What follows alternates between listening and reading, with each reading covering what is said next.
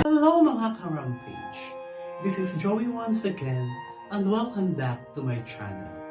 Hiking is a great way to reap the benefits of what nature has to offer.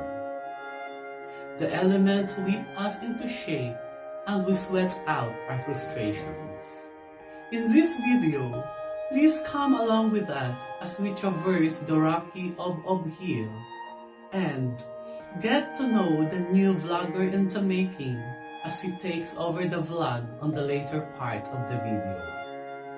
But before we go further, to those who have not subscribed to my channel yet, and to those who are new to my channel, please like the video, click on the subscribe button, and hit on the notification bell para lagi kayong updated sa mga video uploads ko. Please don't forget as well to share the video and feel free to leave your comments below. So, are you ready to trek with us and spend time with nature? Tara! Let's rampage!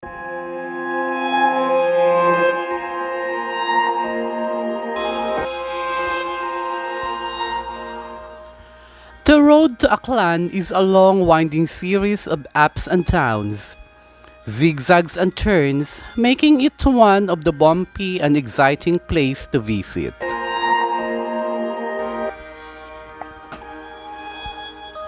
At a distance of 49 kilometers from the provincial capital of Kalibo, and either taking a trip by land or sailing through a fast craft, one can reach Batan, Aklan, a small coastal town.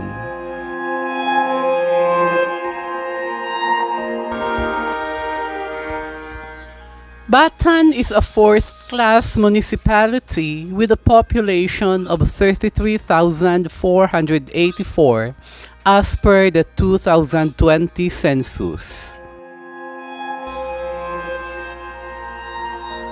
The town of Batan is believed to be the seat of the government of Datu Bendahara Kalansiaw III, famous lawgiver, the third chief of Panay, and promulgator of the Code of Kalansiaw in 1443.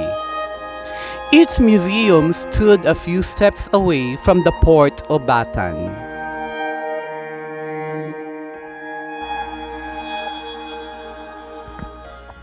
At 4 kilometers east of the town of Batan is Barangay Songcolan, where the famous Ob Hill is found.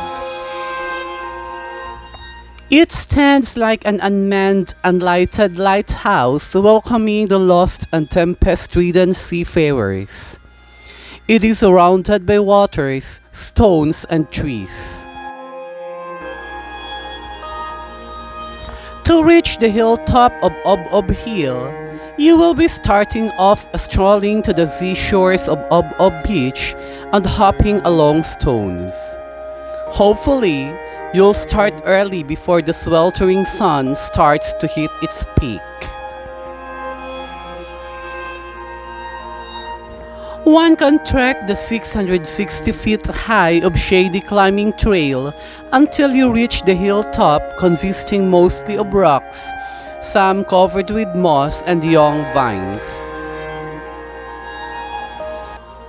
The first stretch uphill will be a literally crawling ascent. The higher you go, the grander the view gets. The endless jungle goes on as far as your eyes can see.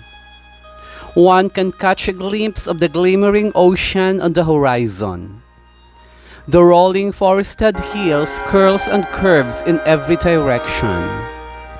The howling gust of winds adds to an already epic hike as the tall shrubs and grass tickles you as you weave your way towards the top, tired though triumphant. The first 10 minutes or so might be tricky until you make it to the uphill ascent. So, you might want to consider asking someone to see you through up until that part. We'll live in a mentally demanding world, so it's not a surprise that so many people today deal with high stress levels. Physically demanding activities like mountain climbing will encourage us to get out into nature and focus on strategizing our climb. Doing this can help to take our thoughts off of our responsibilities and keep our mind engaged and focused. Although it's true that mountaineering can be stressful at times, being in nature with like-minded people will help stress level low while we focus on staying safe and making it to the top of the mountain. Climbing a hill or mountain is no easy feat, but it can teach us a range of skills that have the power to improve our mental health and emotional well-being. Mountaineering teaches patience, practice, and the power of persistence, even when you encounter obstacles that may discourage us from completing the course. Climbing can help us face and conquer any fears we may have, foster a more courageous mindset, and push forward through challenges and doubts. Furthermore, it will help us place some of our difficulties in life into perspective so that we can handle them with more confidence and control.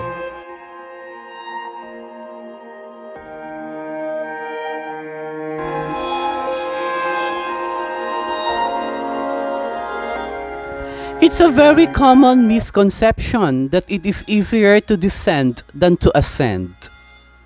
Hiking downhill is often taken for granted. In the minds of some, it represents the equivalent of backcountry gravy, the reward that follows the exertion of challenging ascent. Yet, hiking downhill takes its toll.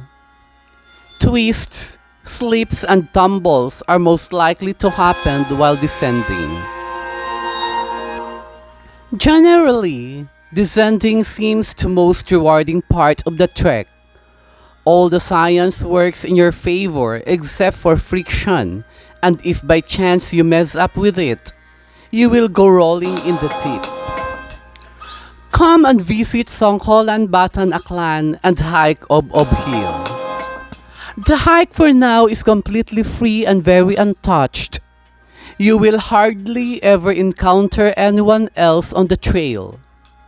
The round-trip hike should take even the slowest hikers no more than 3 hours.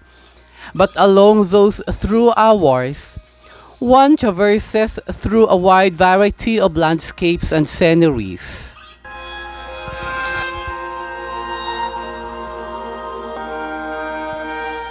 In today's world of chaos and constant stimulation, it's hard to quiet the mind and think.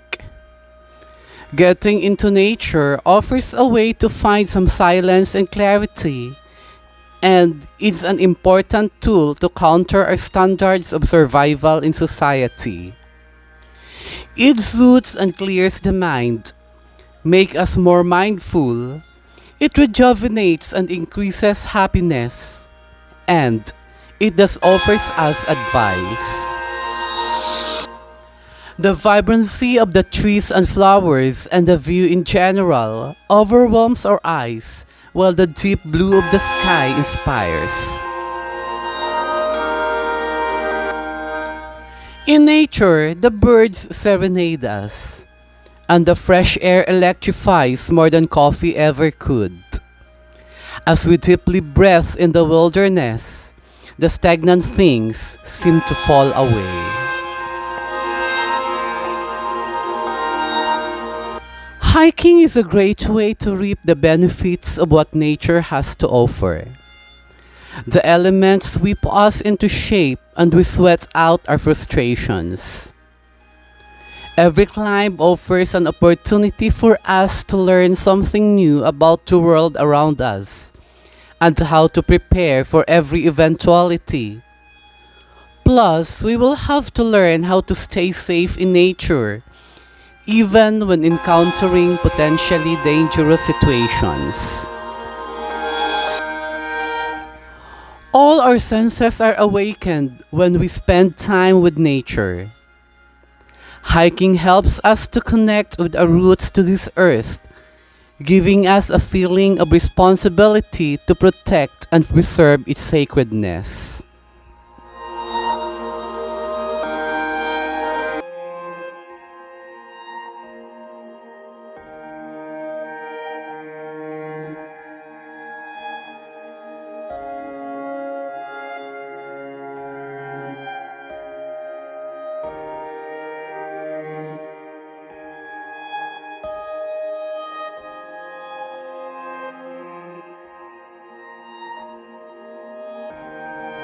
Napakahirap na umakyat at bumaba. Ayan. Wide naman to eh. Ay, vlog, welcome to my guys. Hiking kita. Ga-hiking.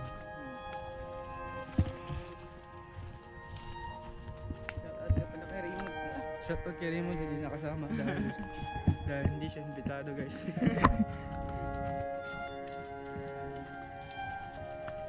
Ayan, tapos kalagitnaan. Malisod papanaog na to. Saan tayo guys? Dito tayo nun. Hindi, dito tayo nun. May puno oh, doon pala tandaan yun eh. Ayun, oo na. Hindi yung makita sa vlog ko. Hindi yung makita sa vlog. Ayan. Sir, right. Left kita, left. Left. Left. Left kita. Pag may makita mong padikuan sa right, left kita. May puno.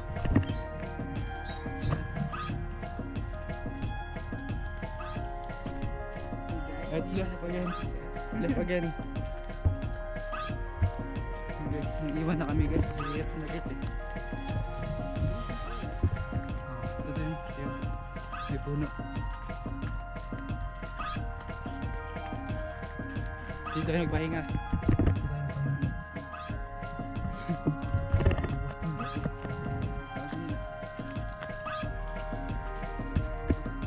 Guys, malapit na kami guys na babaga.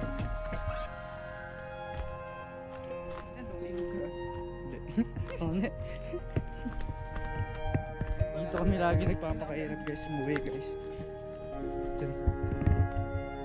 Left!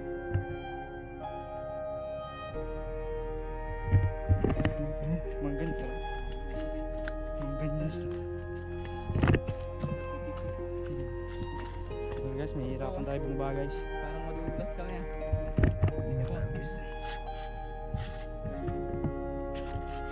Taas ang pag-distance.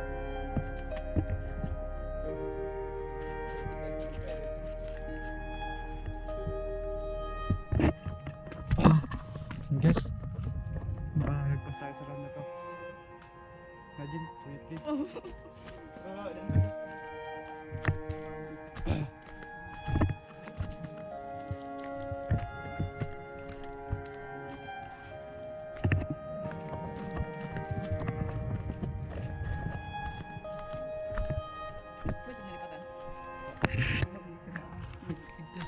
Butang.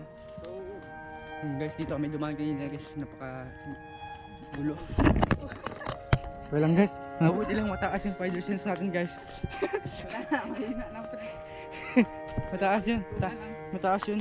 Kita mo na kapag balance pa rin. Guys, lapit namin nakabuha guys. Hindi pa sila guys. Let's go. Go!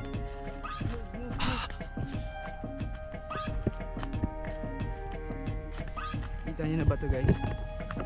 Lapit lang guys.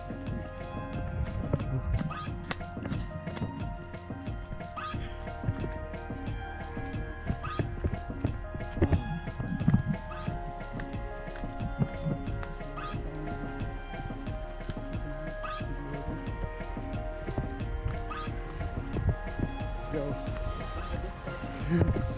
Dito tayo unang umakyat guys, dito rin muna tayong babagsak.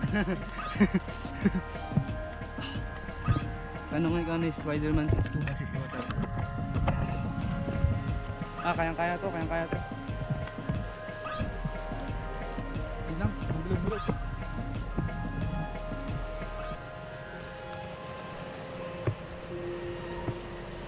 Mataas pang spider sense. Yeah.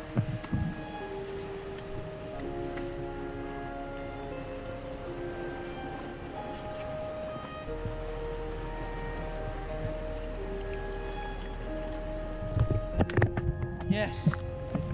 Yun nga agad, mababa na siya guys. Sino pre?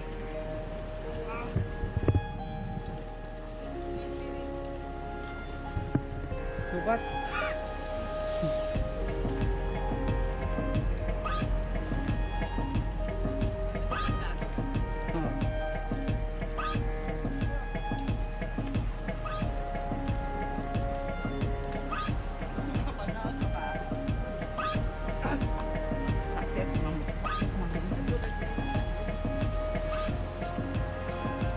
Tumpat sir.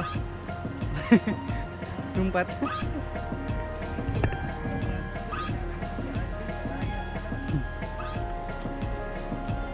Mistake si Manong.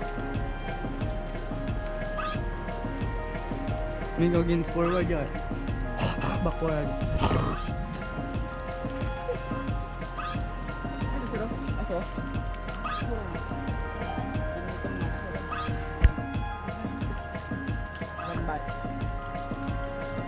Whoop! Mali, mali. Haba.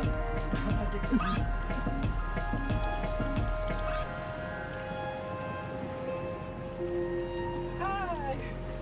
Guys, nakalagpas tayo guys.